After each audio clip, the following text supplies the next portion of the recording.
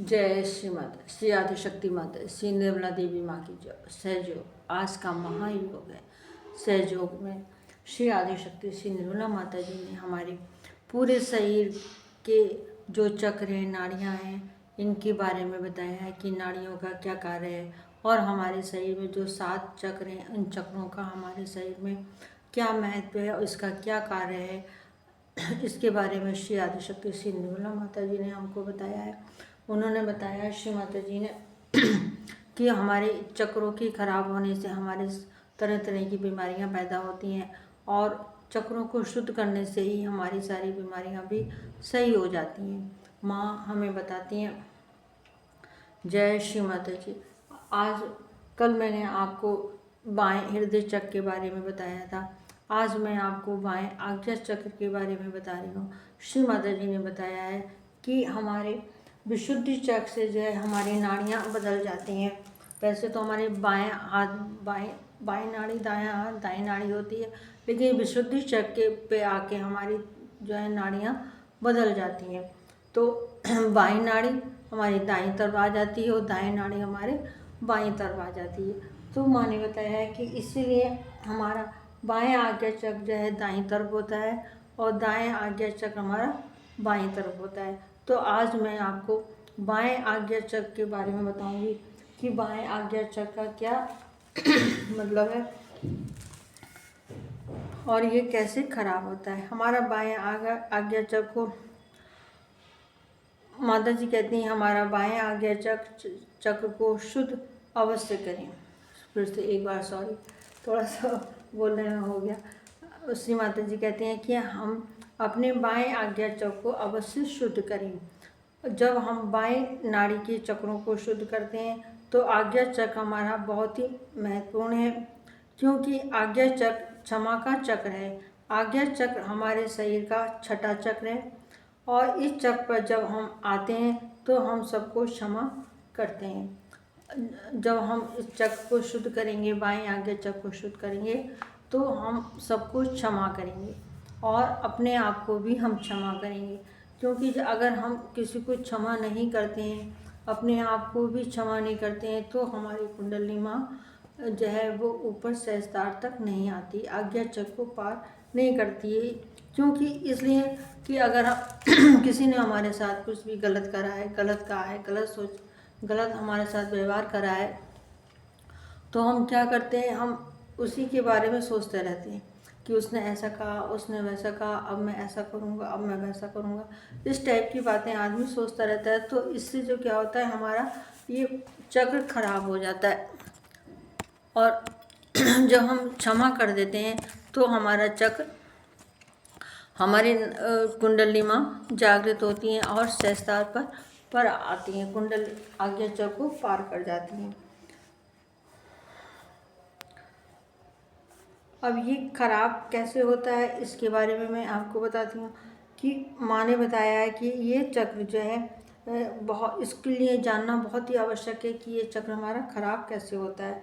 हमारे अंदर संस्कारों का अभाव जब आ जाता है और हम जब अपने को हीन समझने लगते हैं। बहुत से लोग के अंदर बहुत ही गिल्टी महसूस होती है कि अरे मैं ऐसा हूँ, मैं वैसा हूँ। तो इस टाइप की जो हीन भावना आती है उससे खराब होता है। हमारे अंदर अपने लिए हीन भावना जागृत होती है और हम हर समय अपने बारे में ही सोचते रहते हैं, अपने बारे में ही सोचते रहते हैं, विचार करते रहते हैं।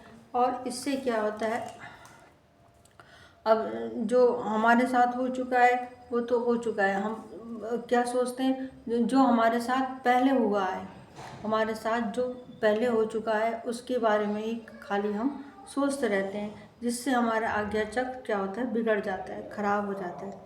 बाएं आज्ञा चक्र पे ही हमारा क्या होता है, अहंकार भी तैयार होता है। हमें अहंकार जो हमें आता है, जो आपने देखा होगा बहुत से लोगों को अहंकार बहुत होता है, बहुत घमंड होता है। तो वो कैसे होता है कि जब उनका आज्ञा चक्र खराब होता है, अहंकार जब उनका आज्ञा चक्र बनाता है तो वो उन्हें अहंकार हो जाता है, किसी से वो अच्छे से बात नहीं करते हैं। अब आज्ञा चक्र को हम शुद्ध कैसे करेंगे, हमें श्री आदिशक्ति से निर्मला माता की फ़ोटो के सामने हमको वही दीपक जलाकर बैठेंगे और माँ को नमस्कार करेंगे। फिर माँ से प्रार्थना करेंगे कि हे माँ, हे आदिशक्ति माँ, मेरे बाएं आज्ञा चक्र को शुद्ध कर दीजिए। ये हमको जरूर ही कहना है, क्योंकि जब हम बाएं आज्ञा चक्र शुद्ध कर रहे हैं तो हमको बाएं आज्ञा चक्र को शुद्ध करने के लिए माँ से प्रार्थना करनी है कि माँ, मेरे बाएं आज्ञा चक्र को शुद्ध कर दीजिए।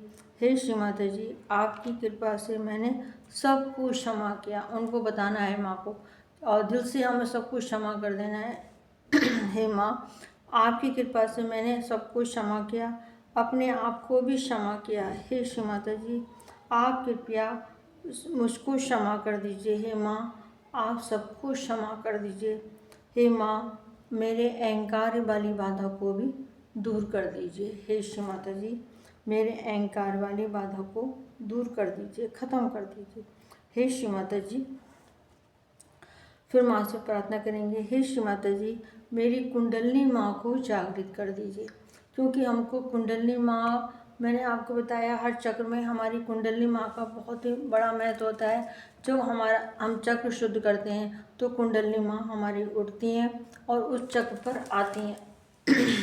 जब उस चक्र पर आती हैं तब हमारा वो चक्र शुद्ध होता है। तो हमें अपना चक्र शुद्ध करने के साथ साथ हमको कुंडलिनी माँ को भी जागृत करना है।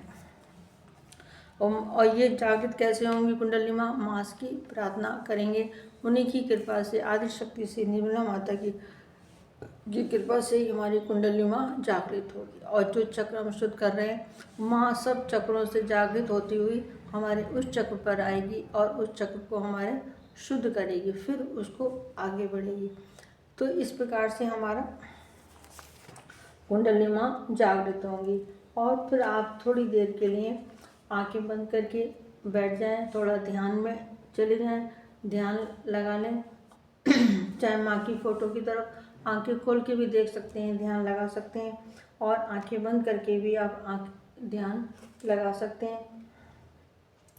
और श्री माता जी से अपने मन ही मन प्रार्थना करें कि माँ, मेरे जो है वो मुझे क्षमा कर दीजिए, मुझसे कोई भी गलती हुई हो, या मैंने किसी के लिए कुछ भी गलत सोचा हो या गलत करा हो, उस सब के लिए आप मुझको क्षमा कर दीजिए और मेरी कुंडलिनी माँ को जागृत कर दीजिए। इस प्रकार से हम माँ से बराबर प्रार्थना करेंगे और अपनी कुंडलिनी माँ को जागृत करेंगे और महसूस करेंगे, हाथों को खोल के रखेंगे कि हमारे जो हम कर रहे हैं, प्रार्थना कर रहे हैं माँ से, उसका असर हमारे ऊपर हो रहा है कि नहीं हो रहा है।